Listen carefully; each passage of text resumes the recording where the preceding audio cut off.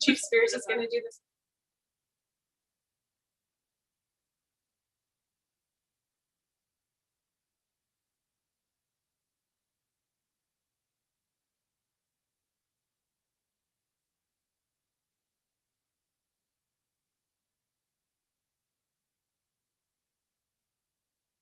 My friend.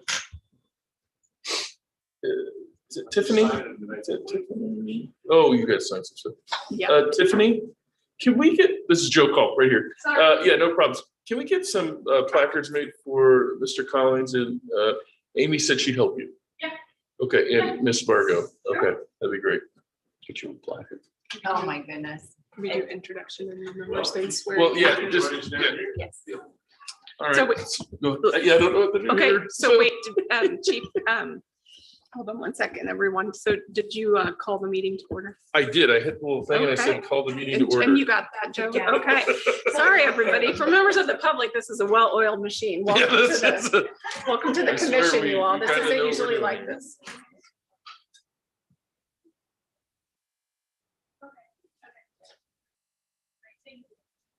Quite first do this formally welcome you to our Board of Police Commissioners. We appreciate your willingness to serve. Hoping it's the work we do. I am extremely proud of this police department. It's an honor to be a part of it. I think in short order, you'll feel that way too if you don't all. We'll swear you in with the official. So, do this. State your name. Kristen Bargo. Do solemnly swear that I will support the Constitution of the United States of America. Do solemnly swear that I will support the Constitution of the United States of America, The Constitution of the State of Indiana. the Constitution of the State of Indiana, And the ordinances of the town of Zionsville, Indiana. and the ordinances of the town of Zionsville, Indiana. I will follow the rules and regulations of the Zionsville Police Department, We'll follow the rules and regulations of the Zionsville Police Department, the Law Enforcement Code of Ethics, the Law Enforcement Code of Ethics, and will faithfully, honestly, and impartially, when faithfully, honestly, and impartially, and without malice or prejudice, and without malice or prejudice, discharge all my official duties discharge all my official duties as a police commissioner for the town of Zionsville. as a police commissioner for the town of Zionsville. So help me God. So help me God. Congratulations. Congratulations, everyone. Plaque for you, Thank and you. we'll get to work. Okay. All right, thanks. They have to do the 3 mile run. With the Yes, Yeah, yes, some yes, push-ups. yes. You're welcome. Okay.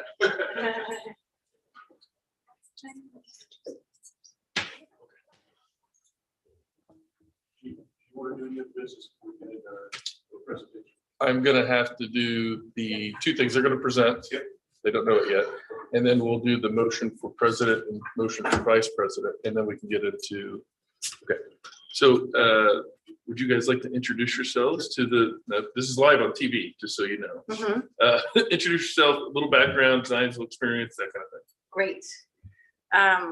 Hello, my name is Kristen Vargo. I have lived in Zionsville, Indiana since 2003. I have 2 kids, 15, 13, that are in the Zionsville school systems. Work at a local employer called Marathon Health and love the town of Zionsville. My name's Greg Collings. I'm a lifelong resident of Zionsville, 12-year senior. Currently have 2 kids that were also 12-year seniors in Zionsville. One's a senior at Ball State. The other one is a freshman at Indiana. And I'm looking forward to the opportunity to be on the Police Board of Commissioners. So basically the kids went away and now you're giving your service back to the community. Correct. I love it. All right. So, well, welcome aboard. I really appreciate it. This is a fluid process for all of us. But this is my first year doing motion, so we have to call 2 motions. First, motion for president. Is there any motion for that? I would like to make a motion to continue Joe Culp as president of OPEC. Second myself. I will second. All right, so we have a second by Commissioner Collins and a first by Commissioner Garrett. All those in favor, say aye. Aye. All those that are opposed, say aye. So we have no ayes, and we are approved for Joe Culp to be the president again for the OPEC. Also like to make a motion for Vice President Garrett this year for the BOPAC VP. Currently, Ms. Nagy was the VP last year, and we're missing one person today. Or no, Trailer's Nope. on, yeah, he's gone No, now. we're not. We're good. Okay, so I'd like to make a motion for Mr. Garrett to be the Vice President of BOPAC for I'm gonna second 2022. that motion. Okay. Oh, you're gonna Yeah, say yourself? well, I'm gonna second myself. So job. all those in favor say aye. Aye. All those opposed, say aye. Okay, so we have, there we go. Yep, we have 5 approvals by the commissioners and for Vice President Garrett, so I appreciate that. Now, back to old business. Is there any old business? So we need to approve the December 20th, 2021 meeting notes, correct? Correct. So I would like to make a motion to approve the 2020, or excuse me, December 20th, 2021 meeting minutes. Second by Commissioner Nagy. All those that say aye. Aye. Aye, okay. Any opposed? Nope. So we will make the motions pass to approve the 5-0 for the December 2021 approval for the meeting minutes. Are there any new business that anybody would like to bring up for today? Yes. Well, as I said a moment ago, I'm extremely proud of our police department and our police officers. And if I got your email addresses correctly, hopefully you received some of the documents that give you a little background in the work of our police department in the last couple of years. I try to be very, very open with all the information relative to the police department. Our police department exists because of the people of Zionsville. They put their confidence in us. They give us the authority to do the work and fund us. And you're a part of that, and you help oversee our work. And it's important that, in my judgment, that you know as much as you can about what we're doing in the police department. So monthly, we distribute a very detailed report of activity, financial information, arrests, everything relative to the work of the police department. We compile that into an annual report as well, and hopefully receive that. Last year, we prepared a 5-year plan. We have that plan will be an evergreen plan. In other words, each year we will update and revise it, revive it, and each year we'll continue to have a plan that looks at least 5 years in the future. And I think that's important for the growth of the organization and to have a roadmap for what we plan to do for all people of Zionsville. For the benefit of the new commissioners, I've asked the captains to give a brief overview of the work that they do in the organization. Our police department has 38 police officers. It's divided into 2 areas: a patrol area and a support, investigative, administrative area. So patrol and then kind of everything else. And those 2 captains are here with me today. And you guys draw strong. So Captain Marius Kleiker will talk about the patrolling a little bit. So Real thanks quick, for your time. Yeah. real quick, Chief, just because you're a newbie like me, we're only 2 years in now. Will each of you give like kind of your quick background, how long you've been here? Because we get some new folks that may not know much about any of you. Yeah. Okay, that's a good point. My name is Mike Spears. I've been here in Zionsville and the police department for 2 years, almost 2 years. Prior to that, I worked for the city of Indianapolis in their police department and had a variety of positions up there.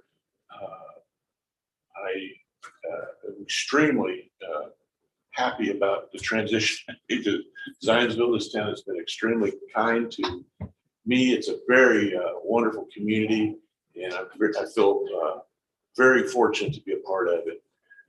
I have 4 children, 10 grandchildren. Been married for 40 years, so that's my background. Nice. There you go. Captain Kleiker.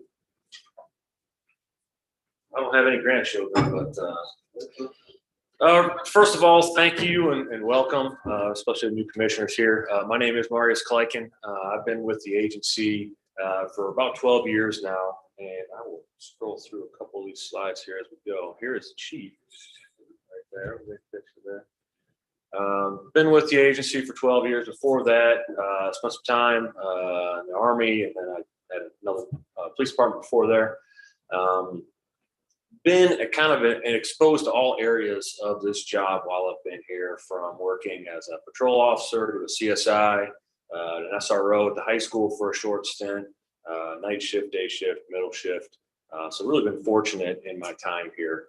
But like the chief said, the agency is split into kind of two different distinct organizations right within it. So we have the Uniform Services Division, and then we have the Support Services Division. And there's kind of our organizational breakdown of kind of how we look on a day-to-day basis and kind of where everybody falls and where the responsibilities fall. I'll kind of just briefly go over uniform services here. So that is what I operate in on a daily basis. Myself and Captain Sterling, we can kind of help each other out where we need to, but generally all this we'll be going through over every day. So one of the big things that we do on uniform patrol is, that's the backbone of the agency. That's the most visible part of our agency. We have 24 officers assigned to patrol duty. Those officers are split into 4 distinct shifts. They all work 12-hour shifts. So we have an A shift, day and night, and then a B shift, day and night. Each one of those shifts is run by a lieutenant. They also have a sergeant underneath them to run those officers there. Each one of those shifts is broken down with 6 officers. We have 2 K9s, which I'll speak on later, but those are also evenly distributed within those shifts. But one of the big questions that gets asked is, how did we get to the shifts? Why are we working 12-hour shifts versus a 5-on, 2-off, 8-hour shift, or a 6-3, 8-hour shift? So just very briefly, we used to work the 6 and 3 shift. So 6 days on, 3 days off, an 8-hour shift. When I came into my assignment here, there was a lot of communication about a desire to move away from that. So back mid-year 2020, we conducted a survey with all the officers in the agency, and we found that about 54% wanted to move and look at 12s, and the other percentage wanted to do something different, right? And so what we did is we developed a hybrid schedule, which had a mixture of 12-hour shifts and 8-hour shifts within there. And we tried that hybrid shift for 5 months and eventually found that it just was not sustainable. There's a lot of issues that went into having officers working different hours and shifts. Excuse me. So January 21, that's when we went to the regular 12-hour shift. Since we've been on the 12-hour shift, we've been there for over a year now. Our last survey we did December 1st, 77% of the agents, of the officers wanted to stay on our current shift. So overwhelmingly, officers are happy with the shift they have right now. They're working 7 out of 14 days, and every other weekend is a 3-day weekend, which is huge in law enforcement, because especially in your first early couple of years, you're only looking at weekends every couple of months. So I think they really are enjoying the shift they're on. Also, part of what I do is look over the SROs that we have. We have an SRO, one assigned to each one of our urban schools. The sheriff's office covers the rural schools. Those SROs work day in and day out. They're assigned to that campus all day. They work as a mentor, as a law enforcement liaison, and an ambassador for our agency there. Our REACH program, Chief Spears, he really spearheaded this program when he came into the position he is in, and we've had a lot of great success for it. So that goes beyond just the patrol aspect. We're not just responding. After we respond, we make the scene safe. Following days, a REACH trained officer will go out and follow up with resources. And our goal is to prevent and help that person from having to call the police again for 911. We want to be out there and help them out. 2021, we had 28 REACH cases. 2022 so far, we had 4. Use of force board. You can see the use of force board for the Zionsville Police Department. Myself, Captain Sterling, Detective Sergeant Samuelson. Then we have 2 appointees, one made by the mayor's office and one made by the Board of Police Commissioners here. How that directly affects the commission here is, After that use of force incident, whatever that is, it goes through the process. It will come and be presented to you, or you'll get that in the form of a monthly report and kind of show what has happened, what that use of force was, what the investigating officers found in that, what the board found, and what the chief found. So we'll be looking for good communication with you all about those. Thankfully, we don't have that many here. 2021, we had 3 uses of force, and 2022, we haven't had any so far. Some other additional responsibilities, like I said, we have our canine unit. That's our new canine right there, Sky. She is a Dutch Shepherd, and that is Officer Smith up there. That is a picture taken when he just had picked her up. He probably handled her for about 5 minutes before that picture was taken right there. But they are up at Von Lick Kennels right now going through their canine training. That will be done April 15th, and then he'll be back on night shift with his new puppy there. We have one other dog, Mika. She works day shift, handled by Corporal Josh Stutzman. Special events, fall festival, street dance, 4th of July, all that impacts uniform patrol, all that impacts the road. I kind of coordinate all that planning, all the organizational planning with ourselves and the fire department as we go through there. Bike patrol, 9 bike patrol officers certified. Those bike patrol officers ride 40 hours annually, whether that's in festivals, whether that's just generally on the trails or through your neighborhoods. Honor Guard, we currently have 6 officers assigned to the Honor Guard. Our authorized strength on that is 8 usually is what we like to run. So we just had a couple people retire. So we're going through the process right now of looking at backfilling those positions there. They'll do presentations for Police Week, Veterans Day, 9/11 ceremonies, and anywhere else we're requested. We want to look at field training officers. We currently have 13 field training officers that are certified. And that field training officer, that's really one of the most important things outside of recruiting. And Drake, we can really talk on recruiting a lot because that's extremely important. The next step there is field training, is getting these new officers set up with this knowledge, skills, and abilities so they can move forward and have a successful, safe career and be a great asset for the town.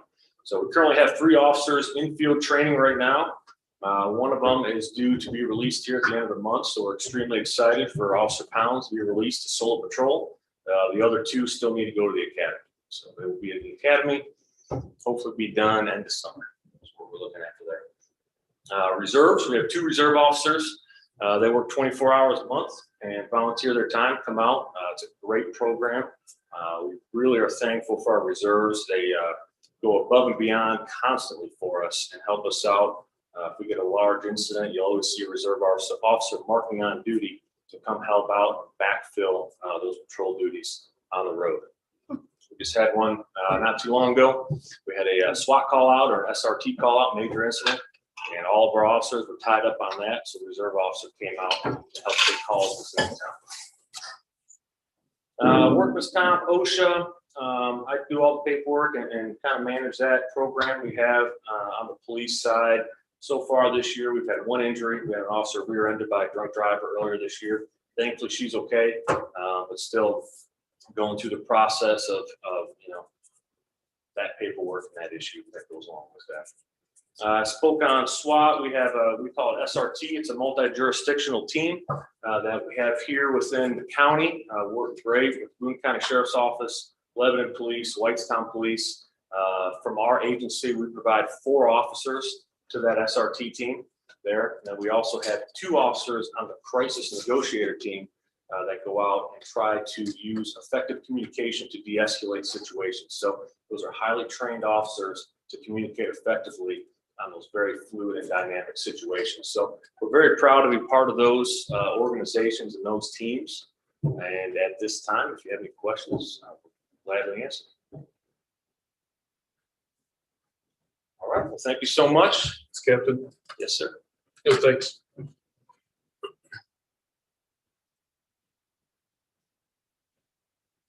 Morning. Drake Sterling. So I've also been with the police department for 12 years. Been in this role in the administration since May of 2020. So, and then previously, much like Captain Kleiken, did a number of different things, worked every possible shift, days, nights, afternoons, did some things in between. So live in Zionsville with my family, lived here for the better part of all those 12 years. So yeah, that's a little bit about me. As Captain Kleiken mentioned, he is over all the uniform services, and pretty much anything that doesn't require wearing a uniform kind of falls under my purview. And that includes the things that help the people who do wear the uniforms, help support them with equipment, things like that, but also our investigation section as well. There are the responsibilities of support services division, like I said, broken up into two sections, the administration and the investigations. Administration is just myself currently. Investigations oversee a sergeant and then 4 detectives. A little bit about our investigations. So they carry obviously the general caseload for the department. When a case comes through patrol, it goes to them and they do kind of the back end work to investigate both civil and criminal issues within that. But we also serve on 3 different task forces. Those task forces being Hamilton Boone Drug Task Force, which we work with all those Hamilton County agencies as well as the Boone County agencies. We were one of the founding departments on the Indiana Gun Crime Task Force, which just started in June 2021. We have an officer assigned there full time. And then also just recently, we assigned an officer to the Indiana State Police Internet Crimes Against Children Task Force. And already we've seen that detective take on a pretty heavy caseload. As you can imagine, internet crimes are on the rise, and that detective, as I said, is getting fully trained and in that role now. So those are the task forces that we currently have manpower assigned to. We also, maybe you saw here in the last 2 weeks or so, we had the media release go out beginning the SAFE unit, strategically applied focused enforcement. That unit will have essentially, it's there to bridge the gap between patrol and the task forces. So that unit will be able to have flexibility in the hours, they'll have flexibility in whether they're in uniform and plain clothes, whether they're in plain unmarked car or marked car. But essentially that unit is going to be driven by what the data says where they should go. So if we're seeing an uptick in property crimes or crimes against persons, we can flex that unit in their hours and how they respond accordingly. And that unit will have the ability to work and like I said, kind of a bridged capacity where they can do surveillance, they can use informants, they can work undercover and kind of respond to what we're seeing crime trend wise. And so we, as I said, announced that about 2 weeks ago. We're in the selection process now. Obviously, there's a train up that goes along with that. There's assigning units to that. So we hope to see that kind of come to fruition in the fall, that unit. Drake, I saw you and Josh on Channel 6. Did a nice job. Was there any other media coverage on that? Yeah, we did Channel 6. We did Fox 59, and then we had CBS reach out on Thursday, but they didn't follow back up with anything. But yeah, we've done those two. Seems to be very well received thus far, so we're very excited about it. Kind of under the umbrella of investigations, Detective Sergeant Samuelson kind of is managing our accreditation. I know many of you heard about our accreditation already. We are currently in that process of earning that. We began in summer of 2020 through CALEA. And really the purpose of that is to make sure that our standards meet the best practices nationwide of police. And I think doing that is very important. Like I said, we're about 2 years into that process, or nearly 2 years into that. We've completed, first of all, we reviewed over 180 of our policies, or all of our policies to 180 standards for best practice. We did that for the majority of 2020 and 2021. In 2021, we completed a self-assessment. And then here just recently in 2022, we've completed our mock assessment, which is a peer-reviewed process. Other CALEA agencies and reps review to make sure that we're set up to pass our full assessment, which is set to take place in May.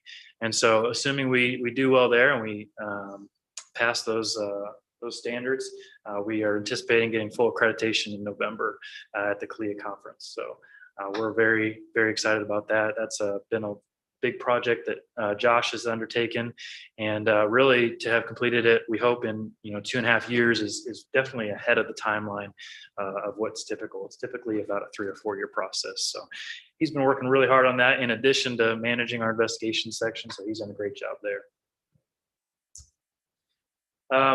Another big responsibility of my office is training. So obviously the state of Indiana has required training that the officers have to complete, but we also are privileged enough to do a lot of elective training that the officers can apply for or get assigned to. In 2021, we completed over 5,300 hours of training. Only about 1,300 of that was required by the state. So, about 3/4 was elective that our officers sought out and obtained, and we were very happy with that. We also strive to make sure that we go above what the minimum standard is. The minimum standards for the state of Indiana are very low. 2 hours in firearms, 2 hours in defensive tactics, 2 hours in emergency vehicle driving. We try to exceed those standards significantly. We also established important training in 2021, including de-escalation training, implicit bias. One of the standards of CALIA is that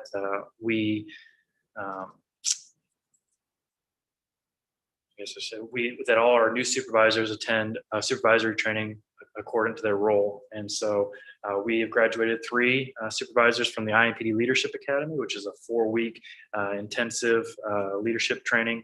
And then we have 2 more assigned right now that are in the second phase. And then we have 1 more scheduled to go in the fall. So getting our middle management really trained up to not only where they're at right now, but where they want to get to is very important to us. Next thing, public information community outreach kind of falls under my umbrella.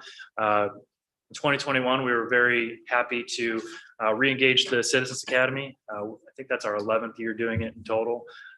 We took a break in 2020 just due to COVID. We were able to bring it back in 2021, graduated 23 citizens from that program, which was really exciting. We'll definitely bring it back in 22. That's something we typically run in the fall. And then also we're finalizing now our plans for the Teen Academy, which again, we took a break due to the pandemic, but we're reinstituting it this June, and very excited about that. That typically hosts about 25 to 40 kids as well. Free program. We'll start putting out our promotional materials here probably in the next 2 to 3 weeks and start to get that filled. But that's a function that's going to be supported by our school resource officers, which I think makes a lot of sense. They're going to be the ones kind of serving as the instructors and the kind of leaders of that program. And so we're really excited about that as well. Is that for kids interested in law enforcement as a career, or more of a public outreach of what the police does in the community? I think it's a mixture of both. Okay. We have seen actually some of the kids who've gone through that. So it's an 11 to 15 age group. And so we started it in 2009, 2008, somewhere in there. And we've already seen some of the youngest kids that went through there actually go on to become police officers, and some mentorship there throughout the years. I know one of our graduates just applied for and got hired by Bloomington Police Department. So it's a little bit of both. I mean, I think generally maybe not every, a lot of kids, 11, 12, 13, think they want to be police officers. Obviously, they probably go on and do better things than that someday. But the ones that do, that are passionate about it, do this program, and we've seen a little bit of success from that. But I think it's good for everybody. I think even the parents. Say better, say different. Well, it's all relative, right? So I think it's a good program that kind of serves both roles. We also hosted community events both in 2020, 2021. Probably maybe some of you were there. I know some of you were there last time, but 2020 we held that in Mulberry Fields. Last year we held that here in the town hall. I'm sure we'll hold it again here in 22. So an opportunity for community to come in, get a little bit of input on what the police department's working on, but also opportunity for them to give us input on what we can do better, or what their concerns are as well.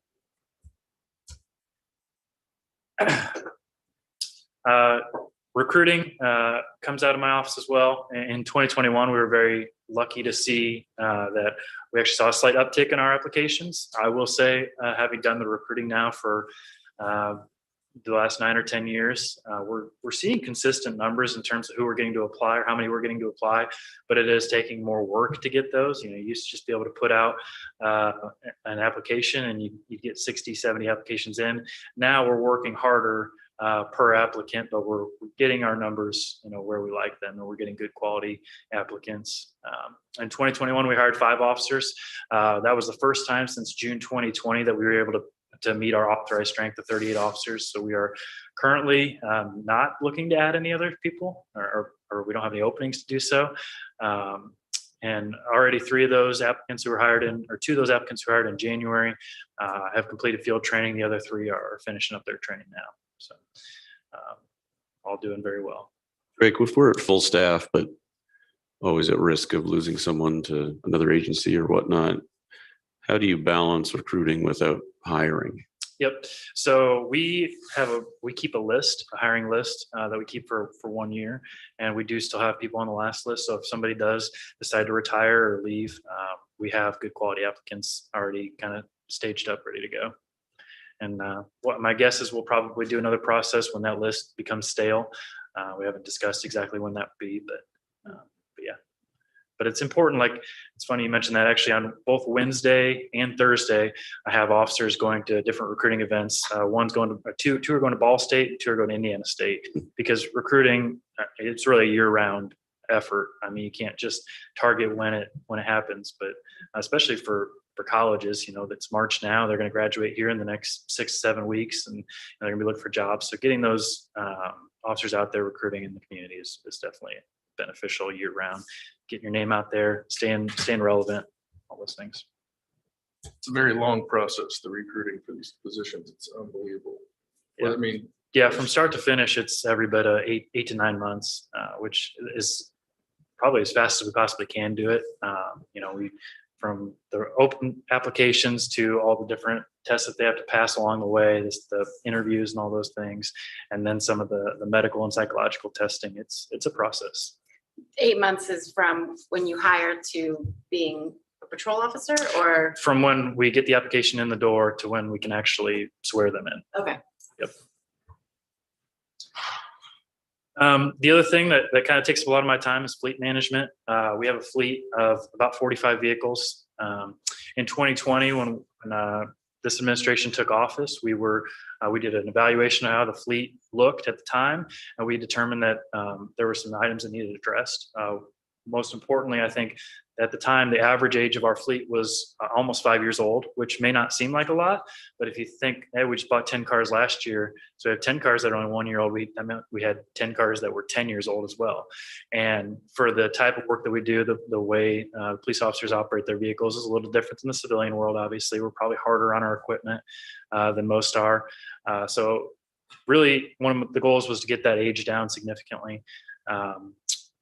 Obviously making it more cost effective to operate those vehicles, keeping them out of the shop as much as possible, but also getting good trade-in value as well. So very happy to report that we've reduced the ages of our vehicles down by 65% since that time. We've also gone to one standardized model, which when we took office, there were any number of 5 or 6 different makes and models we had in the fleet, which was confusing. It was tough to manage from repairs, and it wasn't uniform, and so we weren't able to use equipment between the different platforms. So we chose the Dodge Durango. We got a good competitive bid on that in 2020, and we've rolled with that ever since. And as of now, we have about nearly 70% Durangos, which makes the fleet much more manageable and uniform, and definitely helps with costs as well. what is fuel doing to your budget? So luckily, I say luckily, we anticipated the increase. I would say where we're at right now, with what we paid last month and what I anticipate us paying forward, if we go much above $4.50, we're going to be in trouble. But I think with where we're at right now, about $4.25, we can probably manage that. Okay. So yeah, we're okay right now. Should we ride a lot more bikes? Yeah, well, summer's coming, so yeah, you'll have the bikes out there. That'll help a little bit. So yeah. Are there police agencies that are starting to look at electric vehicles as viable options for their day-to-day heavy use? So As far as day-to-day heavy use, I don't know. Well, there have been some, but I don't know of any department that's taken it to the level where they start to implement it on a mass scale for patrol, only because currently there are no, so that when they make these police vehicles, they make what's called a police package. Mhm. And that includes an upgraded suspension so that it can meet certain testing and be considered pursuit rated. And so right now there's not a pursuit rated electric vehicle. So we've looked into it. We actually did a lot of research on it last year. Started to implement it maybe on the administrative level or, maybe at the SRO level, because they don't need that pursuit designation. They're, more administrative cars most of the time. So we looked at it. It wasn't something that the town or the police department were able to commit to last year. But I think that there's a place for it moving forward. And I know that we've really run the gamut on how it would benefit us. So I think it's there.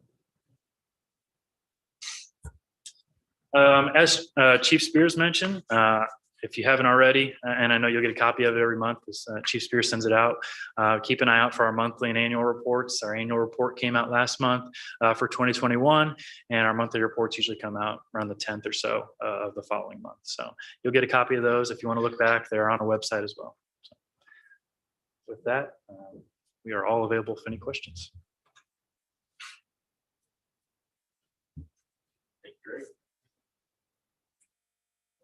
Throughout my police career, I've had an opportunity to travel to a lot of police departments throughout the country.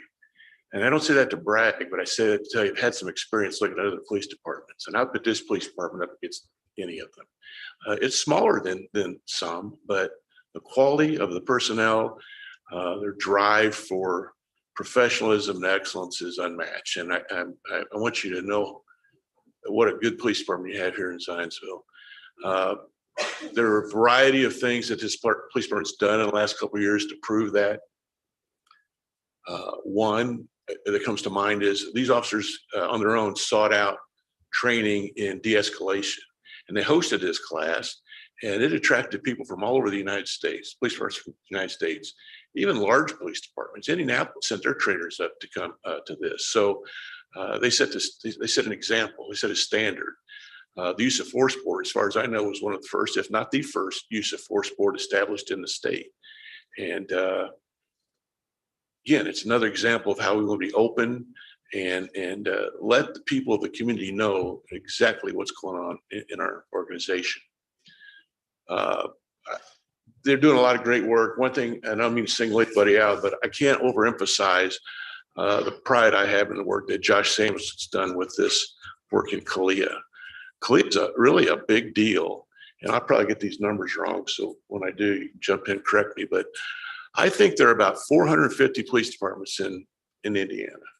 They're right. And the last time I checked, less than 20 of them are certified through Kalia, nationally certified. So when that's accomplished, that'll be a big feather in the cap of Zionsville.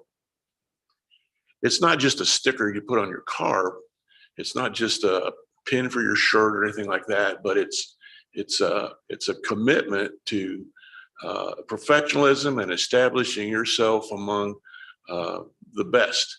And Jarek's right. He's stepped on the gas and he's got this done in probably record time. So I'm really, really proud of that. The last thing I'd like to say before we conclude with any questions or anything else on your mind, the other commissioners might agree with this, but I try to send out information as often and regularly as I can. And fortunately, we don't have a lot of incidents in Zionsville that require immediate notification. But when those things happen, or if there's any possibility that there might be something on the news that I don't want you to get caught by surprise, I'll text you updates. And I don't mean to disturb you or overwhelm you with information, but I think it's important for you to know. So if that happens and it's too much, you want to opt out, just let me know. But you can expect to see those now and then. So I hope they're helpful. Any questions? Thank you all. Again, thank you to the new ones for your service. Any other matters for today? I have one, if I may, Ooh, for yes. our new members. I'm going to work with Tiffany to get your contact information between now and our next meeting. I'd like to do maybe a half an hour training with both of you just on some of the important issues now serving on a public town body, including the open door law requirements, access to public records, just so you're familiar with that. We can share a little bit about the disciplinary appeal process. Thankfully, we haven't had that in a long time here at OPAC. And then I'll share some information kind of in a virtual packet in preparation for that meeting. I know we've got spring breaks in there too. So if it moves to May, it's not a super big deal, but just in the next month or two to get you familiar. And if anybody else wants to join that, you're welcome to do that. I'm happy to send the information to everybody. It's always a good refresher. Okay, that sounds awesome. And any other matters from anybody? Any of the commissioners? Make a motion to adjourn. Okay, I'll second. So we will, well, okay, so and everybody okay with adjourning? Say aye. Aye. Okay, anybody opposed? So we have 5 okay with adjourning. So we're good to go. Real quick, the next meeting will be Monday, April 18th at 8 a.m. There could be a potential that will be a longer than normal meeting for the town council, because that potentially could be the second reading for the Preservation Commission ordinance. Yeah. So I just want to warn everybody that morning could be a decently long meeting, Okay. or it could be really short. We'll see how the first reading goes, I guess will probably be the best. Yeah, and we might want to think about that. That could be an opportunity if we do anticipate a longer town council, just to be, mindful of the other members' time. We might, if we either don't have any agenda items or items that we could move to the May meeting, we would have the opportunity to cancel that, or we could even call a special meeting at a different date and time. So Okay. I'll maybe work with you on that, Yeah, just because it's hard to know. it could be, we could have another basketball goal conversation. Yeah, sure. Thanks, everybody.